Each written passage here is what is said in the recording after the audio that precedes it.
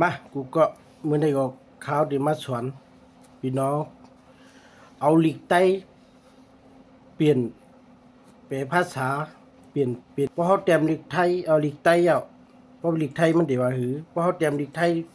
มันนี่ปอกลีกใต้ว่าหือนี่ข่าวที่มาสอนนะก็มื้อเลียวก็ลียองยอปันแฮงคนอันมีไปปริญญาใต้เอาค่ะเนาะอันเฮ็ดลีกใต้มาใน Google ใส่ลีกใต้มาปันนี่ค่ะเนาะอันนี้ก็ลียองยอเต๊ะๆมาเฮาก็ตุ้ยกันก็สอน มาเอาเข้ามาในหน้า Google นะเฮามาเตรียมลิกไทยก่อนเนาะเฮาต้องเตรียมลิกไทยค้นหาก่อนมาเตรียมลิกไทยแปลภาษานี่มันสิขึ้นมาเพราะเฮาเตรียมมาแปลภาษากำในเฮามาหานี่เฮามาตุ้ยกันเนี่ยวันนี้หลักเปียดก่อนกีดหนาละเฮามาเลือกกันได้ตั้งเหนือเขาได้ใส่ลิกใต้มือเหลียวใน Google มันเฮ็ดมาปันลิกใต้ในเขาเราลียองยอพี่น้องใต้ไปปิญญาเฮาค่ะอันมาใส่บันลิกใต้ใน Google นี่เฮาค่ะไล่ขึ้นค่ะนะเฮาค่ะไล่ขึ้นมันนี่มีตีหิมอันว่าลิกไทยค่ะเนาะมือเหลียวได้เพิ่นเฮ็ดมาลิกใต้ปะใน Google ก็มีลิกใต้ในกูก็ด้วยนี่ค่ะในก็เหนือในที่ห้องว่าลิกไทยนี่ก็ใจในที่ว่าไทยใหญ่ค่ะนะเพราะจะอันนำโมลิกไทยกันเนาะข่าวที่มาสอนอันนำโมลิกไทยพอเตรียมลิกไทยว่าเหมือนจังว่ากินข้าวลิกไทยไม่ได้ออกจังหืออันนั้นก็ชื่ออันโมลิกไทยอ่ะอัมโมลิกไทยนี่ค่ะข่าวที่มาสอนข่าวได้ใส่ไทยใหญ่ก็นือได้เป็นไทยใหญ่อ่ะในตั้งเตอร์นั้นมันมีไว้เป็นลิกไทยเอาค่ะนะเพราะเขาใครใส่เป็นลิกไทยก็นั้นมันใส่ไว้ลิกไทยอ่ะก็ในข่าวได้มาเตรียมกันนือเนี่ยข่าวได้มาเตรียมกันนือเลยว่า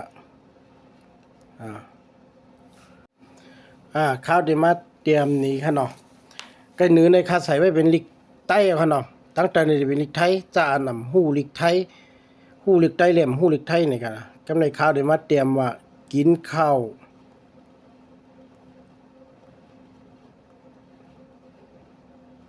แง่ตั้งแต่ลิกไทยก็ได้ขึ้นว่ากินข้าวในค่ะเนาะเตรียมลิกไต้ขึ้นไม่เตรียมมาค่ะกินข้าวเย้าห้าทำได้5นะนี่นั่นมาก็ดีอ่านลิกไทยเป็นเอามาเต็กดีอันเป็นหางซอกปอกหางลำโพงค่ะเนาะกินอะไรหรือยัง น่ะกินข้าวเย้าห้ากินอะไรหรือยังคุณกินอะไรหรือยังลิกใต้ที่ว่ากินข้าวเย้าห้าเมื่อเหลียวใน Google มันมีเปลี่ยนเป็นลิกใต้เปลี่ยนเป็นลิกไทยในขนมเกาหลียองย่อน้ำใจตั้งแก่แขนพี่น้อง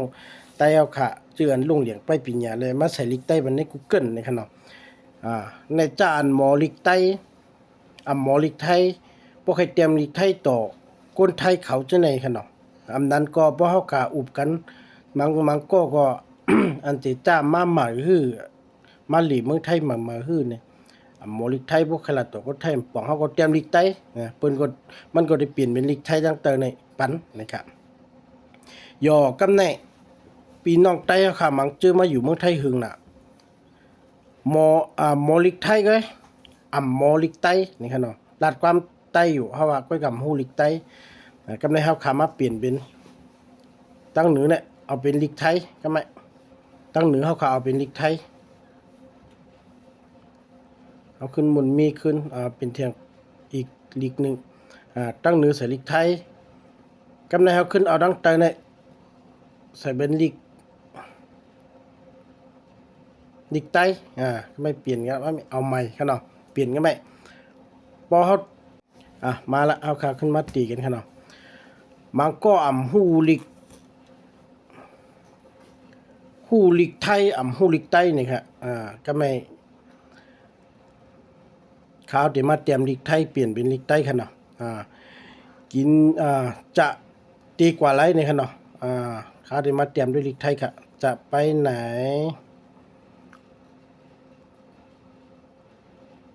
น่ะเห็นไหมปีไหมลิกถ้าขาวเตรียมเดือนลิกไทยว่าจะไปไหนตีกว่าตั้งหลังลิกไต้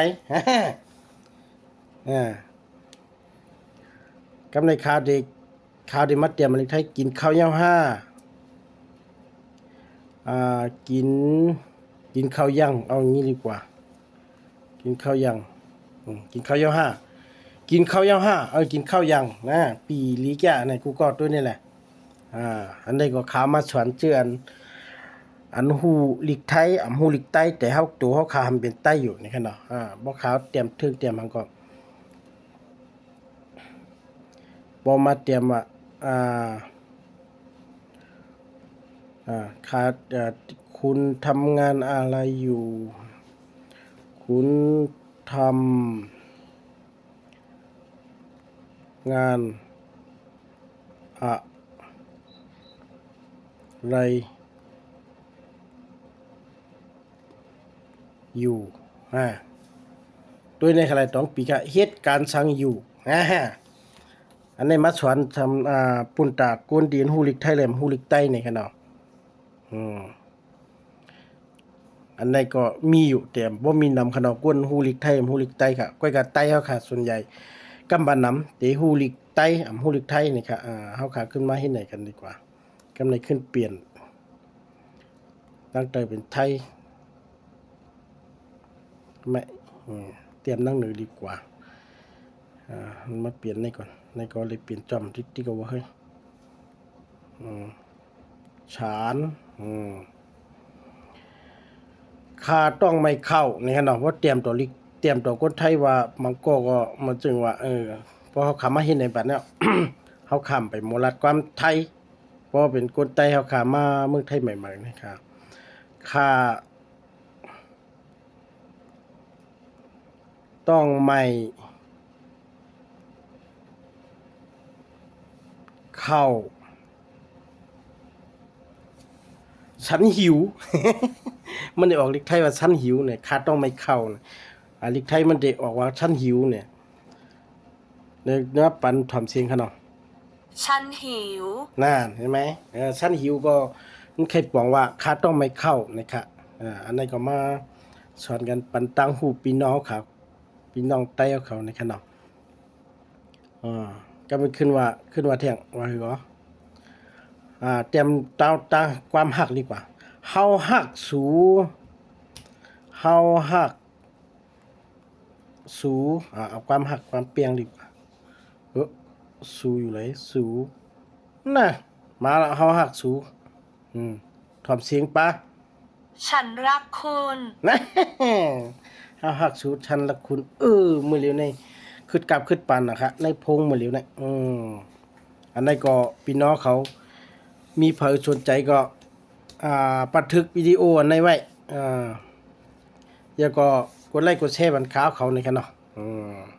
ปานนี้ปันแห้งกันค่ะวันนี้ก็มาสอนนี่พี่น้องเขาเจออันฮูลิกใต้ฮูลิกไทยเจออันฮูลิกไทยแหลมฮูลิกใต้นี่ค่ะนะมาสอนไล่เปลี่ยนบันนะคะมีหนังในค่ากูก็ปานนี้ปันแห้งค่ะแน่ฮูลิกไทยฮูลิกใต้ก่อนนี่ครับรัดความไทยเลยรัดความใต้เลยลูกค้าซ้ำอยากรู้ไหมเดี๋ยวสอนให้ไปแปลเอาเองอยากรู้ภาษาไทยใหญ่ก็ไปเขียนเอาเองบ๊ายบาย